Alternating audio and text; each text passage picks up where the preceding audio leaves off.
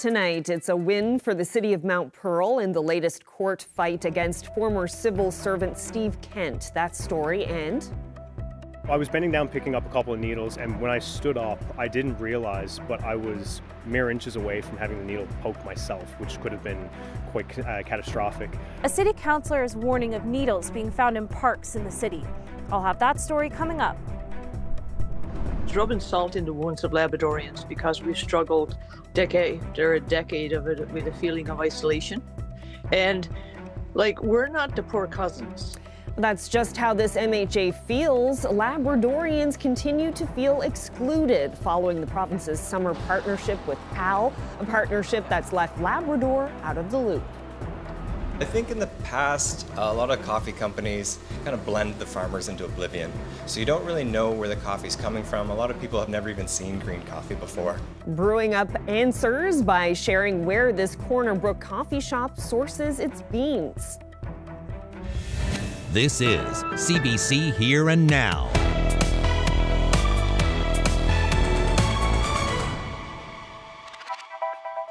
Good evening and welcome to Here and Now. The city of Mount Pearl has won the latest round in a long-running legal battle involving its former top civil servant and two former councillors. Last week, the province's top court ruled that a judge erred in making a previous ruling that Steve Kent's privacy had been breached when the city officials read online chats on his Facebook Messenger account. Rob Antle has the details. Conversations on Facebook Messenger played a key role in the departure of Steve Kent from his job as Chief Administrative Officer in Mount Pearl 5 years ago, and the dismissal of two councillors, Andrea Power and Andrew Ledwell. The three of them were communicating via Messenger while Kent was suspended from his job during a harassment investigation.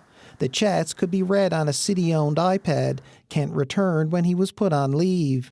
In 2020, Kent sued the city for constructive dismissal and breach of privacy. Mount Pearl has filed a counterclaim. Separately, Ledwell and Power filed lawsuits over their dismissals. Kent intervened in their cases to have the messenger conversations declared off-limits and excluded from the record. The judge agreed, saying Kent's privacy had been breached. Mount Pearl appealed that 2022 decision and has now won. In a decision issued last week, the Court of Appeal found that the judge made a series of errors in the earlier ruling. The main issue wasn't whether Kent's privacy was breached, but whether the Facebook conversations should be excluded from the record in the councillors' lawsuits. The matter's been sent back to the lower court to be reconsidered. The city says it's happy with the decision but won't comment further. Kent, Ledwell and Power didn't return email messages. Rob Antle, CBC News, Mount Pearl. Well, the fight over ownership of a Catholic church on the southern Avalon is now in the hands of a judge. Justice Garrett Handrigan must decide whether to grant an injunction and allow for the sale of Holy Rosary Church in Portugal Cove South, or side with the small but defiant community. Last fall, residents changed the locks to prevent anyone from buying the church. The St. John's Archdiocese is selling off all of its properties to settle claims with hundreds of victims of sexual abuse. It's accusing the citizens of trespassing and says preventing the sale further harms victims. But the local historical committee raised thousands of dollars to renovate the church and says it has rights too.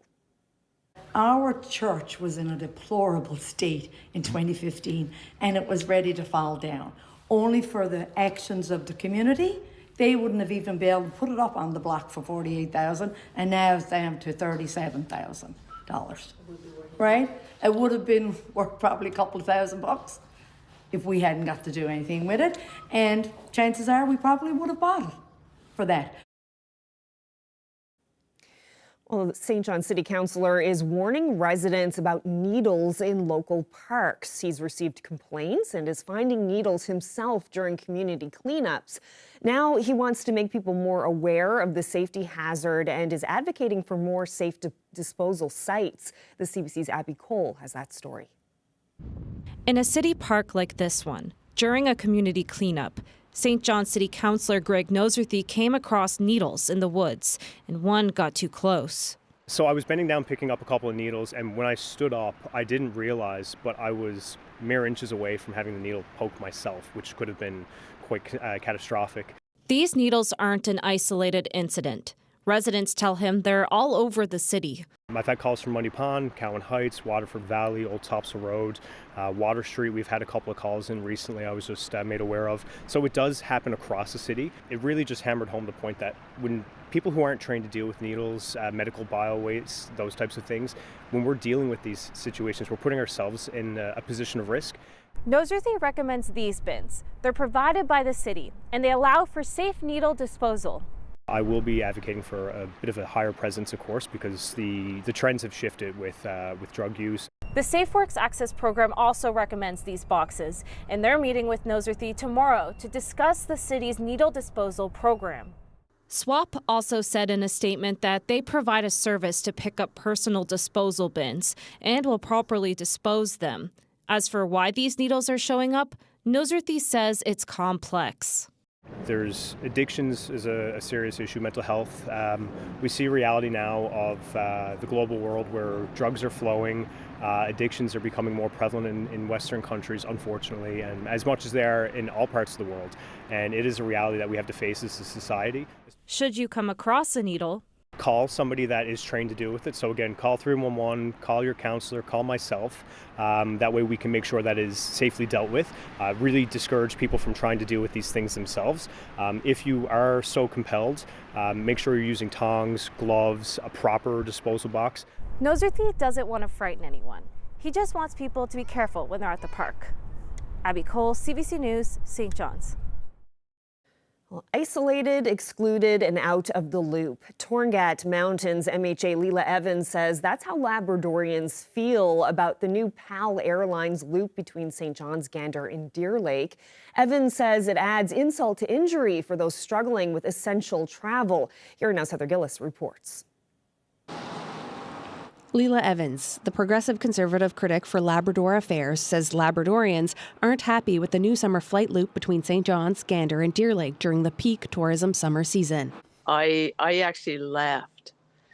And it wasn't a funny situation to laugh at. It was absolutely ridiculous. Forget tourism. Evans says people in the vast and sparsely populated region are struggling with essential travel and feel forgotten.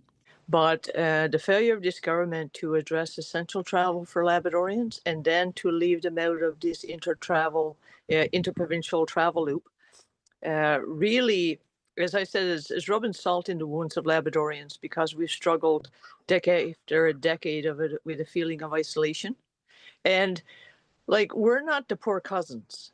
The provincial government announced the partnership with Provincial Airlines last week, which is going to operate the flights between mid-June and September 20th.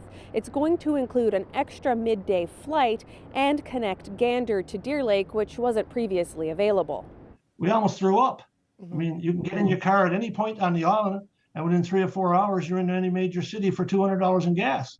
The exclusion of Labrador hasn't gone unnoticed. Dean Clark says the Happy Valley Goose Bay Airport has been crying out for help, even pitching partnership to the province. He and Evans say it's frustrating to always be left out of the loop. If they're going to be spending money supporting tourism, they should be looking at also helping with essential travel, vital travel, key travel to our everyday quality of life for Labradorians. The price of a plane ticket to Happy Valley Goose Bay has risen 33% in the last 5 years, a whopping 47% in Wabush. Evans says if there's money to invest in flights to Europe, the province should also invest in making Labrador more affordable. It drives feeling of separation, right? And we're proud Newfoundlanders and Labradorians. But right now, Labradorians are questioning their role in the province and the unfairness. In a statement, the province's tourism department says the new route is aimed at tourists with the hope of bringing economic benefits. It's seasonal for 14 weeks, being launched just in time for the peak of tourism season.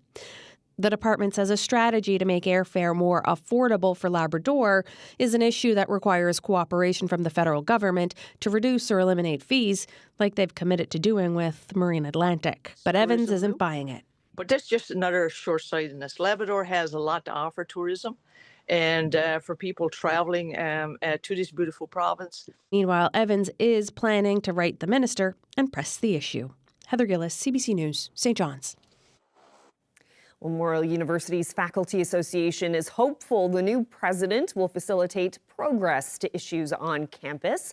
Janet Morrison was appointed to the position last week, taking over from interim president Neil Bose, who replaced Vianne Timmons after she was removed from the top spot.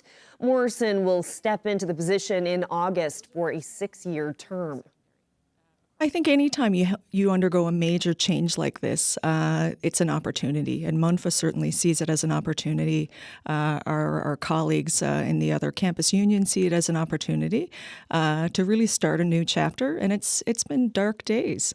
I'll be honest, over the last few years, it's been very difficult, and, it would be nice if the sun came out for a while, right? We really need some new direction and change, so, we're hopeful to be able to use this as an opportunity to really move into a new phase. It's definitely going to bring some, we hope, much-needed stability to Memorial. This is the fourth person to hold this position in just over 2 years, and that's a very difficult situation to be in. For this new president, having spent decades in the Ontario post-secondary system, can maybe provide, a reality check, I guess, of sorts to our provincial government about the real repercussions of inadequately funding public post-secondary and have an understanding of, where that leads. We've certainly seen it lead to very problematic places in Ontario right now, and that can serve as an important cautionary tale, I think, to Newfoundland. Well, now to the West Coast, a new coffee shop in Corner Brook wants to serve its customers some confidence in its product, along with their daily dose of caffeine. As reporter Amy Fian explains, the owner believes people should know where their coffee beans come from, and he definitely doesn't mind some competition. Jared Lee loves starting his day with a delicious cup of coffee for himself and for his customers. I first got interested in coffee when I was a barista in Australia. It was about 2009, and I'd never had espresso before. Coming from Canada, we're a very drip culture. And that first barista job led him down a rabbit hole. I started roasting on a popcorn roaster in my garage, graduated to a cast iron pan, and then just kept moving from there. Now he owns and operates this business, Mighty Valley Coffee. Lee does all of Mighty Valley's roasting in-house and believes people should know more about what's in their cup. Well, I think in the past, a lot of coffee companies kind of blend the farmers into oblivion. So you don't really know where the coffee's coming from. A lot of people have never even seen green coffee before. He says labor exploitation is a big problem in the industry and wants to be a socially aware business, promoting better pay for farmers and more sustainable practices. Coffee farmers have been exploited for generations. We work with some advocacy importers and some other small importers where they're doing great things with farmers, and they're working with them year over year. We are very transparent about what we do, so you can see how much the farmer got paid, how much it was to ship it over, and then every coffee is stamped with a roasted on date as well. Mighty Valley has plenty of competition here on the West Coast, but that's all right by Lee, who's looking to create a strong coffee community. We really want to collaborate and connect with the different roasters in Newfoundland and here in Corner Brook. And it's not necessarily about competition, but how can we work together to take a bite out of some of the big guys. Amy Fian, CBC News, Corner Brook. Nice one today, but the clouds building in and our next system moving in with some rain and, yes, snow and freezing rain setting up for southeastern Labrador and the Northern Peninsula. All the details are coming up. We are all incredibly concerned about anything that's happening across the border with our neighbors in the south. We really don't know the ramifications right now.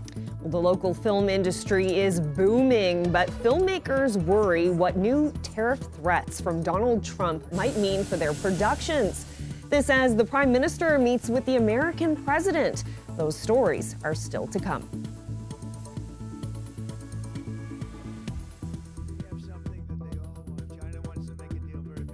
Coming to see me. I'm not sure what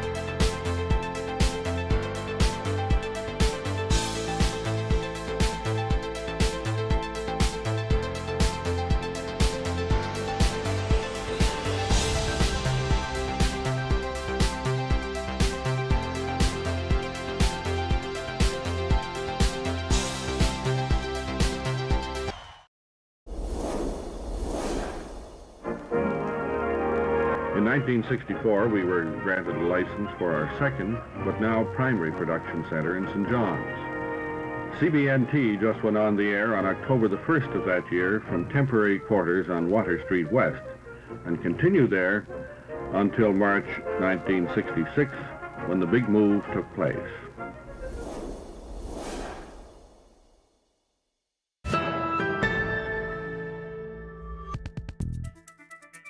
Prime Minister Mark Carney directly underscored Canada's sovereignty in a high-stakes meeting with the U.S. President today in Washington. Having met with the owners of Canada over the course of the campaign last several months, it's not for sale, won't be for sale ever, but the opportunity is in the partnership and what we can build together. We have done that in the past. Carney says Canadians' view on the 51st state comments is not going to change, while Trump remarked the two countries will always remain friends. The Prime Minister was there with Ministers Melanie Joly and Dominic LeBlanc. Carney called Trump a transformational president, and Trump praised Carney as a very talented person. While the meeting was mutually respectful, the president said he's unwilling to budge on tariffs. And speaking of tariffs, the president's latest Canadian target is film and television production, and that has people in the industry here nervous. This year, about $80 million of TV and film production is expected in Newfoundland and Labrador. We went on the set of Hudson and Rex to speak with the show's executive producer, Lisa Porter. So this is our hospital set. This is reception. Well, like many of us, there's a bit of eye rolling. We are all incredibly concerned about anything that's happening across the border with our neighbors in the south. We really don't know the ramifications right now because, as often with many of these tariffs that he's been announcing, we don't know how it's being implemented. We don't know what the ramifications are. We don't know anything about it. So we're being cautious. We're on a wait and see. We're very curious to see what's going to happen. So that's as far as we can get right now. We're not making something a thing that goes in a box and goes across the border. So the question in implementation, does this mean how it affects our production and how it affects, a lot of talk has been about how it affects American productions coming to Canada and coming to elsewhere. I think that's where most of the thoughts are. But the other question is it going to be in distribution? Like, is there a tariff when Netflix buys a show from Canada? Is there a tariff on the consumer side, on the distribution side? Or if there's a tariff on the labor side when we're making shows here? These are the kinds of questions that we have. So for us, we have a huge international market. So we are in 120 territories right now and still growing. So the US is not our only market. It's a small part of our market. So it will definitely affect us, but it's an indication of how important it is to keep your international markets and your international partners strong.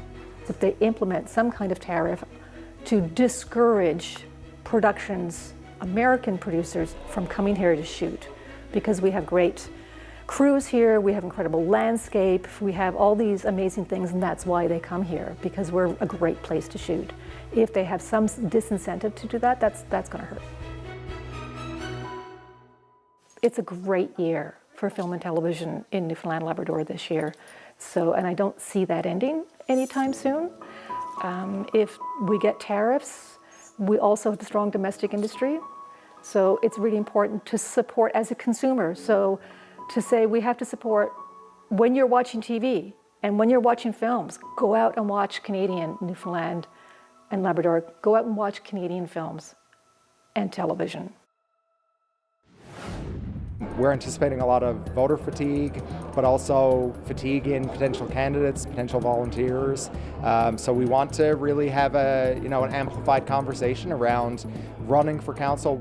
Well, what's the downside of 3 elections in 1 year? Municipalities NL worries it might mean fewer candidates interested in running at the local level. That conversation is coming up.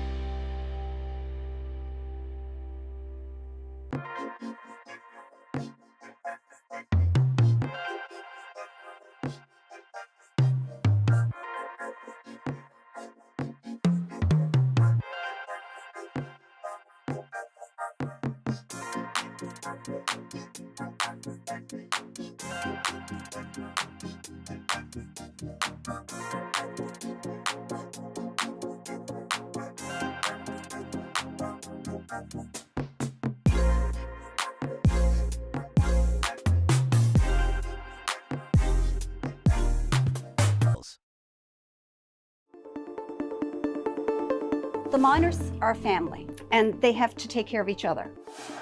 It's truly an honor as a Newfoundlander to be able to go out there and bring back a representation of all of the Newfoundlanders that weren't able to come back. Love the world around you because it does shimmer with the impossible sometimes made possible.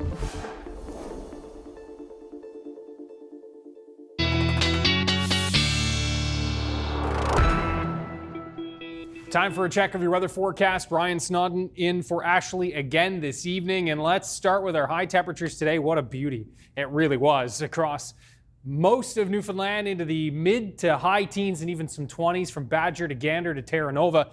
12 in St. John's, and you can see single digits along that south coast with that onshore flow. 22 in Happy Valley Goose Bay, 18 Churchill Falls, and 19 in through Labrador City. And as we look at the watches, warnings, advisories, and statements, yeah, we've got some wind on the go for the Canada Bay area under a wind warning. That continues for tonight. Some gusts upwards of 120 kilometers per hour.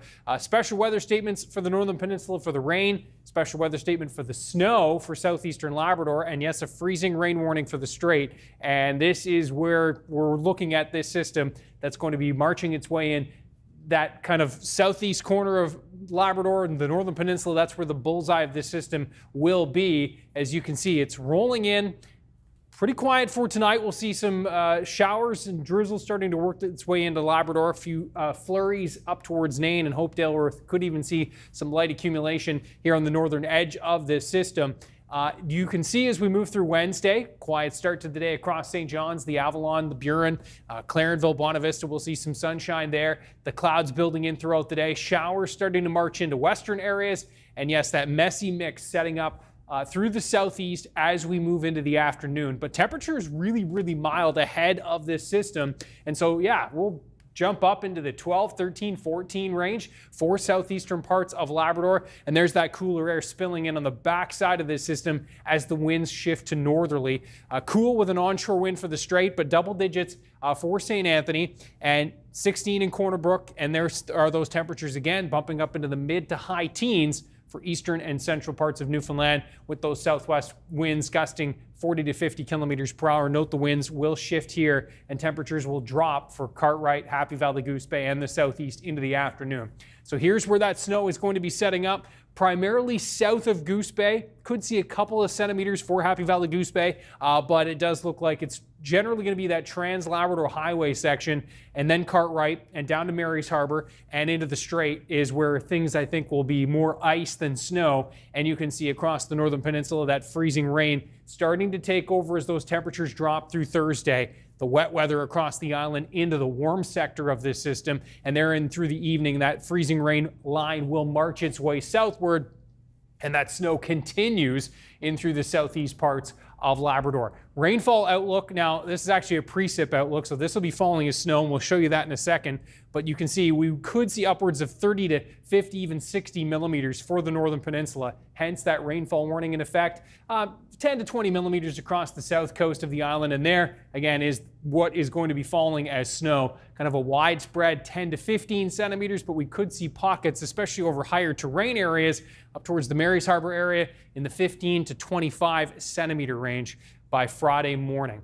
So there's the outlook for Thursday, and again, that freezing rain setting up here. Temperatures mild ahead of this system into the warm sector. Now, Thursday evening into the overnight, this system departs. High pressure trying to move in temporarily, keeping us relatively quiet for Friday, and then this next system getting set to work in So the break will be brief, and I do think we'll see the potential for some sun breaks for parts of the island, not so much for the east on Friday. And temperatures will be cooler with that northerly flow backing in on the other side of that system. So single-digit highs on tap currently for eastern and central Newfoundland on Friday, with that good chance for showers, a better chance for showers on Saturday, and then cautiously optimistic we'll maybe start to see the sun breaking in on Sunday for parts of the island for Mother's Day. So we'll keep our fingers crossed on that. You can see single-digit temperatures for Friday in the west as well. There's a better chance for that sun breaking through on Friday on the backside of the system for Happy Valley, Goose Bay, and eastern parts of Labrador. We'll see some showers back on tap for Saturday, and maybe even another messy mix for Mother's Day on the approaching next system there. And you can see for western Labrador, clearing out quite nicely for Friday and a chance for a shower on Saturday, but overall, not a bad 5-day forecast there. That is your forecast to now. Thanks so much, Ryan.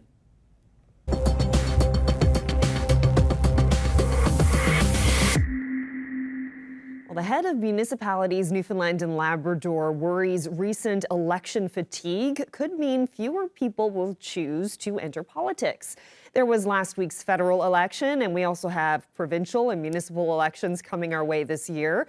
MNL doesn't want people to forget there's still a lot to do at the local level. Real importance of this year is we're in a municipal election year. Municipal elections will be the third of the government elections that we see. We just went through a federal election. We're expecting a provincial election, has to be before October. And then municipal elections are bumped a little bit later this year to October 2nd. So we often see in Newfoundland and Labrador low voter turnout, but also a lot of acclamations and vacant seats. So we have seen over the last couple of elections, about 70% of our municipal councils have what we refer to as weak elections. So that means there's acclaimed seats on those councils or vacant seats after the elections. And from what we're hearing in the sector right now about incumbents choosing not to run again, but also the fact that we're likely to be the third out of the three elections. We're anticipating a lot of voter fatigue, but also fatigue in potential candidates, potential volunteers. So we want to really have an amplified conversation around running for council, what you can do when you're on your town councils, and that's part of the work that we're kicking off at Symposium this weekend. The weakness of it stands out, and when you think of the importance of municipal leaders in towns across Newfoundland and Labrador having people acclaimed or empty spots as we try to build communities and look to 2, 5, 10, 20 years into the future without people to do it, that doesn't seem like a recipe for success.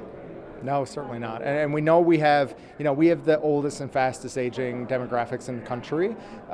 So part of it is we're just seeing, councillors and mayors who have served for a long time and paid their dues. But there's not necessarily someone coming up behind them. So, for anyone who's listening, who's out in a small town and wants to do a lot of work for your community and do some good for your community, I'd really encourage you to run. But that is a challenge. It's the fatigue there with multiple elections, but also just the fact people are aging out just naturally. And there's not necessarily that succession line in place due to our demographics and our population. So there's a lot of work to be done by organizations like ours to encourage people to come forward.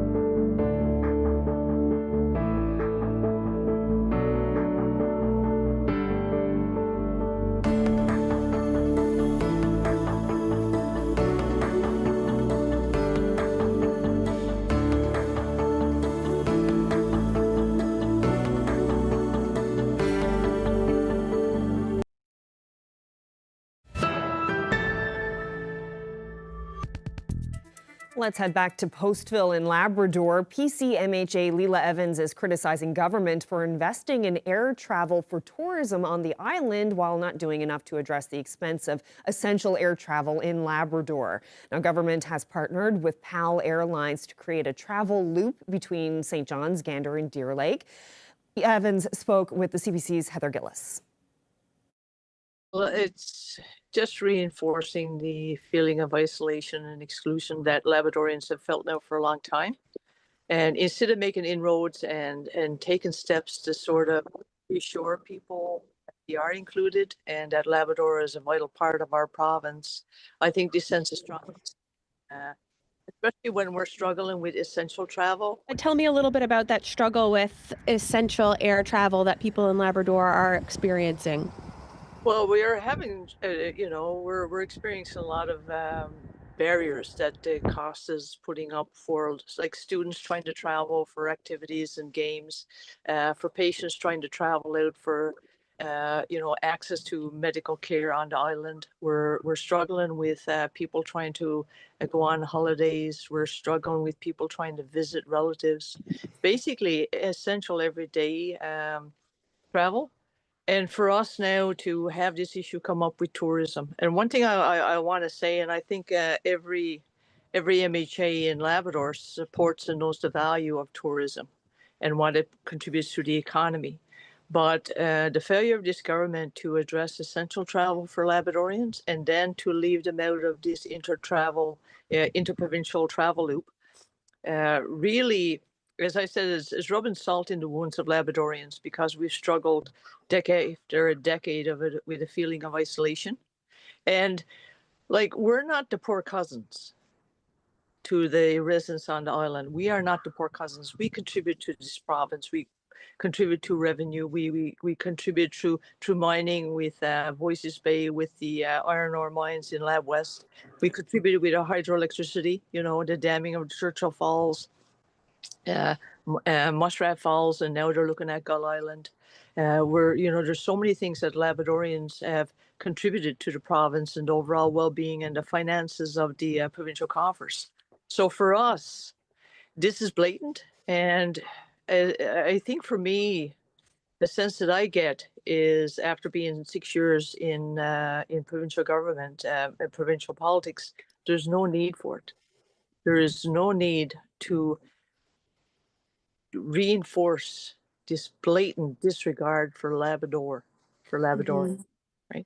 Well, if they can put up $15 million for summer subsidy for tourism, for tourists coming to the island, traveling within the island, if they can put up monies, to connect the island with Europe, I'm sure that they can put some of that financial money towards making affordable travel. But the biggest thing for me right now is Air Canada has sort of pulled out and left its share of the market to PAL. It's partnered with provincial airlines, leaving just one airline for Labrador and for the island. So I think we need to look a little bit more on competition, because when there's no competition, the prices go up, increase. We saw that coming out of Goose Bay, prices increased 33%, and coming out of Lab West, it increased 47% over a 5-year period. But when you look at the national average,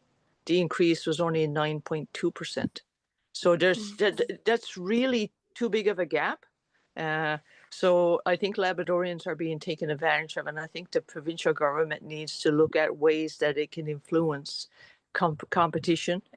Also, too, is if they're going to be spending money supporting tourism, they should be looking at also helping with essential travel, vital travel, key travel to our everyday quality of life for Labradorians.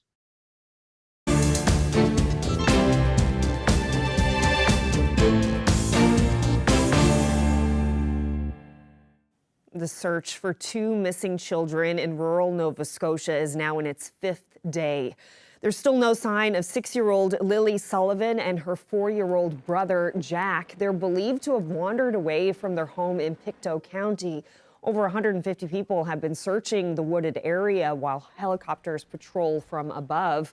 The children's stepfather says the last time he saw them was Friday morning. He believes they opened the back door and left while he wasn't looking. Meanwhile, the RCMP has enlisted 4 drone operators to help with the search. They're using something called forward-looking infrared technology to spot differences in temperature. The CBC's Cassidy Chisholm explains. When someone goes missing, search and rescue teams kick into high gear, and new technology is starting to be used across the country to help in these searches. The RCMP have what's called forward-looking infrared, or FLIR technology. It's a kind of thermal imaging that detects heat signatures. In cases of missing persons, it can be used to find body heat in a forest. It's been an incredible tool for us. We've had at least 2 finds with thermal imaging of subjects, and it just gives us the ability to operate in the dark. The technology is often attached to a remotely piloted aircraft or drone, so it can scan specific areas and feed that information back to the operator on the ground. The operator will then analyze the footage and identify certain colors that may or may not be the missing person. Baldwin says it works really well in the winter because a person's body heat stands out. But he says it's more challenging during the summer months. As we move into spring, summer here, we will be relying more on our visual camera for searching because the treetops, rocks, things like that retain heat, and they are very close in temperature to a person, and it makes it very hard to distinguish what you're looking at in the image. Baldwin says the technology isn't capable of seeing heat underground or in the water, and tree cover can also hinder search efforts. Drones are excellent for searching regions where it's hard to access on foot, cliffy areas, steep drainages, but where their obstacles come in is actually the canopy of the trees, so how dense the forest is. As we move into the spring here, everything's greening up. That makes it harder to penetrate to the forest floor. So that's where it is possible to fly over someone and not see them. So while the technology is a helpful tool, he says nothing will replace on-the-ground searchers. The most success you have is people on the ground calling out and getting a response. That by far has been the most successful way we've found people. But why not have drones in the air? Why not have helicopters? Why not use every tool available? Because it just does increase your range and the number of eyes on the scene. Cassidy Chisholm, CBC News, Halifax. Cardinals are gathered to elect a new head of the Catholic Church. On the eve of the conclave, many Canadians hope the next pope will build on the progressive approach of Francis. In 2022, Pope Francis had apologized for the conduct of some members of the Catholic Church in residential schools. Juanita Taylor reports from the Vatican. There's a sense of anticipation here in Rome. This morning, the College of Cardinals met for the last time before voting begins, and people from around the world have come to find out who they will pick, including Canadians. I do want a Catholic Italian pope, though. I want to see a Catholic Church where I'm proud to be a member of, and that means that we're all loved and that we're all equal. There were 133 cardinals from 71 countries voting, mostly selected by Francis himself, the most diverse ever, like this cardinal from Chile. He says he's grateful to be here and is excited to participate in the conclave. How can we have a new pope who also captivates hearts? Austin Ivory wrote 2 biographies of Pope Francis. And I think the world is looking for a peacemaker, a prophet, somebody who embodies, who's a friend of the poor, who is a prophetic sign of hope in a world which badly needs it. But there is also a feeling of expectation, uncertainty. I want to see action. We Indigenous people are done with words. This residential school survivor says the next pope needs to do more for Indigenous people, including releasing archival records from that legacy. Well, I want the pope that's going to be chosen to not have a record of any allegations of child sexual abuse. I want him to have a clean slate. This Dene elder led a delegation from the Northwest Territories to the Vatican to meet with Francis in 2022 and ask for an apology for the harms the church caused. He really was very compassionate. Antoine is optimistic the next pope will, like Francis, be engaging. I hope that the next pope would be someone that would be progressive, someone that could be able to work with our people. And given the shape and size of this College of Cardinals, any outcome is still possible as they get to work choosing the next pope. Juanita Taylor, CBC News, Vatican City.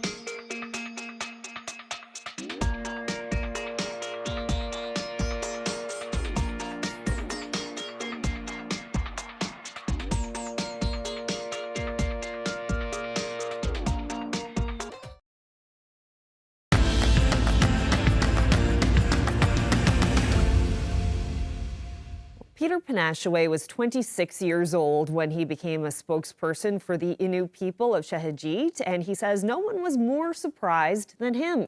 Decades later, he's being recognized for his advocacy with an award from the organizers of the Day Moon Innu Music Festival. Panashaway tells CBC his community continues to face many challenges, but he believes the future is bright.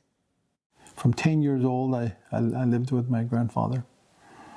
And from 10 until about 16 years old, we spent all our time out on the land. And that's where most of my my learning has taken place. What grounded me, I guess, and watching, for example, the hunting, the fishing, the caribou hunting, the fear that people had that they could be charged and arrested if they were caught killing caribou. And it made me want to change that. And so from early on, I was interested in being an advocate for the Innu people. It wasn't as straightforward as that. Probably a teenager, I started exploring alcohol like everybody else. So I gave up when I was 26, and then the opportunity to run for the Scotty Montana Innu Association came up. And a surprise to me, I got elected, 26 years old. So I became a spokesperson for the Innu people of Natwashish and Shahaji. And I've been with the organization for all this time, different capacities. And I think we did a lot of good work. I remember in 1990, I had a visit from George Rich and Prody Poker and Mark Newey, 3 leaders from Davis Inlet. And they were telling me that they had a very difficult life in Davis Inlet. There was no water, there was no sewage system. And that was the beginning of discussing the relocating of Davis Inlet. You have to remember at that time, the Innu people were not recognized as indigenous peoples. The reason being is because we weren't under the Indian Act. Because we hadn't been under the Indian Act when Newfoundland joined Confederation, we decided that we would make an application to be under the Indian Act and reserve system until such time we could complete our land claim self-governance and our treaty process, which would, displace the Indian Act and reservation system. And so that's almost 20 years ago now, 20 years ago since we had that. From moving from those times to now, it's been a big change and big improvement. And we have a lot of young people now that are in education, that have degrees. They're lawyers and different qualifications. So there's a lot of, educated young people that are coming up that are going to be taking over what we have established over the years. There's nothing that, that should hold you back other than fear of failure, right? And if you're going to overcome that fear of failure, the opportunities are just wide open.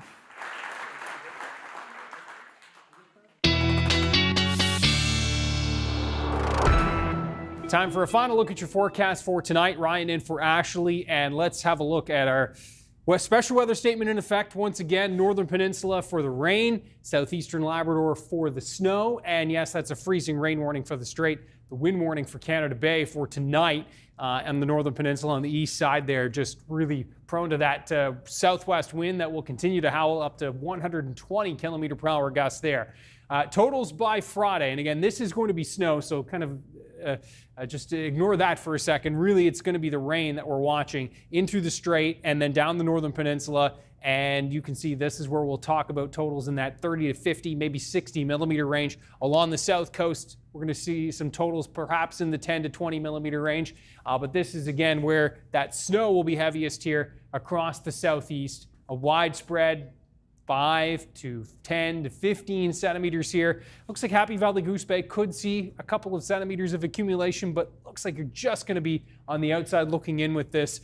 And Mary's Harbor and that Eagle River stretch, that Trans-Canada Highway, is going to be definitely snow covered. Higher terrain areas could pick up as much as 15 to 25 centimeters of snow. If you're traveling there, heads up on that. So this is the system that's going to be bringing in mild air. Wednesday is looking, again, quite mild again with some sunshine breaking in for eastern and central Newfoundland.